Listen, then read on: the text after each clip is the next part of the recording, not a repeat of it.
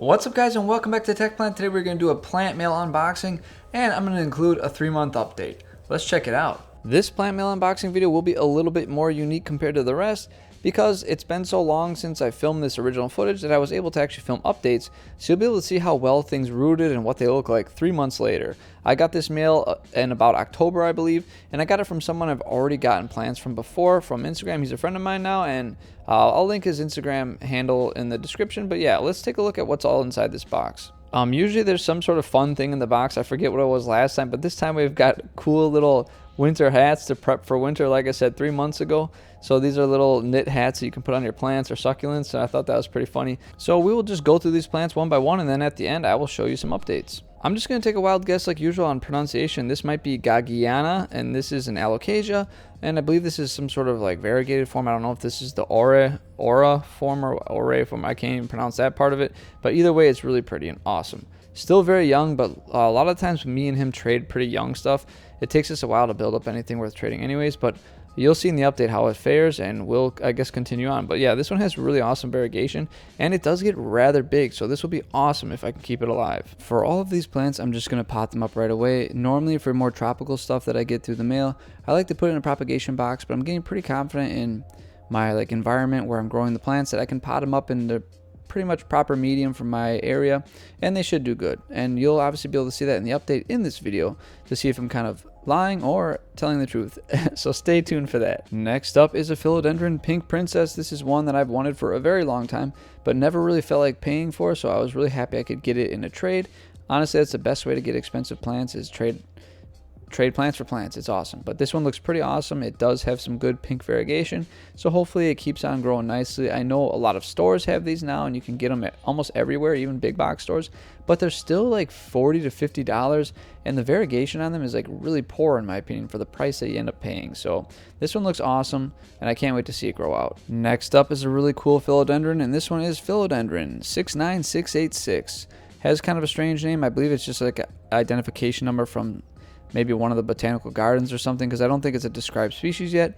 But either way, this is one that was also on my wish list, so I'm happy to be able to get this one. It is very young, but that's the fun part, honestly. Growing the young plants up to the big adult plants like in your own setup usually yields like the best results. When it gets much older, its shape of leaf will change dramatically. Right now they look pretty typical, but later they get these really interesting like earlobe looking things, and they have kind of a, not a tongue, I don't know how to really you'd have to just look it up. You're not going to see it in this update because it's going to take a while to get to that point, but just going to pot this one up as well. And luckily this one has multiple growths, so it should be a nice like full plant as it gets bigger. Next up we have Philodendron squamiferum. This one is another very unique Philodendron. It has really hairy petals. I don't know how to, I can't pronounce anything. I don't even know why I tell you that, because you know that. But they can get really red veins, and it's just a really beautiful Philodendron. This plant trade had a lot of Philodendron in it, which is exciting for me because I don't have that many. Usually I'm an anthurium guy, but I do really like Philodendrons as well. I just never know what to collect. So this is a really awesome one. I can't wait to see this one get mature and big and tall, because those hairy stems are just really something to see. You'll see those in the update as well. We get a really good one. This one already has a new growth that's coming out with one leaf, and it already has one little root, so I'm again just potting these all up. Even if they don't have roots, I'm just sticking them in some potting soil. I know what to expect, so they should all make it. Next up, you guessed it, we got another Philodendron. This one is Philodendron crassinervium, and this one actually is one I've never heard of, and it has such a weird like growth style in my opinion, and I actually really love this one. This might be the favorite of the whole group because it is super awesome and very unique. I mean, I know the other ones are also unique, like I've been saying this whole video, but this one is almost like kind of funny looking, and I really like funny, odd looking plants. I don't know why, but this one just looks cool. You'll see it better in the update as there's some new leaves, but it's a great Philodendron, and it's becoming one of my favorites rather quickly. Luckily, this one already has one root on there, so again, just going to pot it up. It should do just fine. In my personal opinion, people might argue with me or disagree, but I think Philodendron are the easiest plant to take care of. Same with Monstera. Monstera and Philodendron really just root easily. They hardly ever die. I love them. They're so hardy, so like I said, I'm not worried about it. just potting them up and they'll be just fine. Next up is a combo breaker. This one is the pink butterfly. So this is not a philodendron, this is some sort of succulent, and it is pretty cool. In the update you'll see that it gets these nice little babies that sprout all along the leaves, and it's a really pretty plant because it's this nice gray green, and then it has these like bright pink little babies forming around the leaves, and I really like it. I'm not always much of a succulent guy, but usually I get these unique ones from people that make me appreciate them. It's just the problem I have with succulents is they always get mealybugs, and I can never get them out because they get in those cracks, but this one looks pretty easy to treat, so I'm excited about this one. It's pretty cool. Since I already showed you one succulent, we're going to move more on to a cactus, and this I believe is a urbanianus. I'm not sure what the actual like species name is. I looked it up and maybe it's Selenicereus urbanianus. I'm not sure. Looks kind of funny. We'll pot this one up and see what happens. I don't even know which end is which, honestly, on this baby boy, but we'll see as time goes on.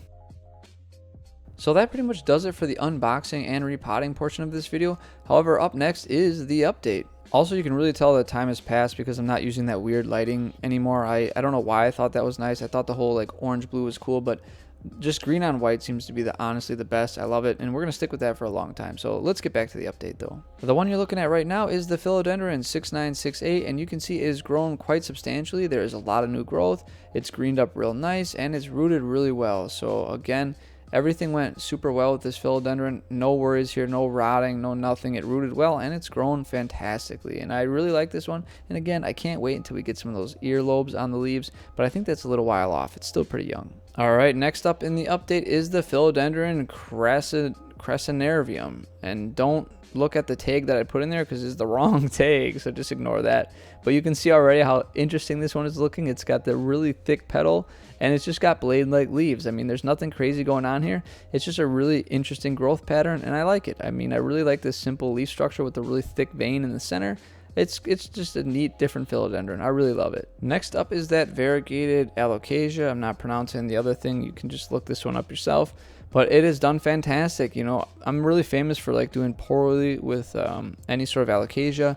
They don't do well, but this one just seems to keep on going and it's looking good. And I'm excited because it's not just killing itself by like overflowering or whatnot. Maybe it's too young, I don't know.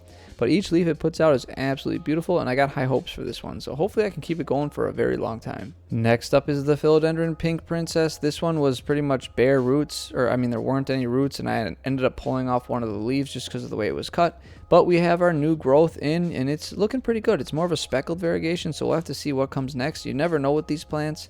Sometimes they can just go full pink and that's not good either, or they can just lose their variegation altogether. So only time will tell, but I'm just glad it rooted nicely and it's still growing strong. This next one is the Philodendron squamiferum, and I told you earlier this one has some really beautiful red hairy stems, and you can see it all the way on this footage. I mean, it is really red compared to the previous ones.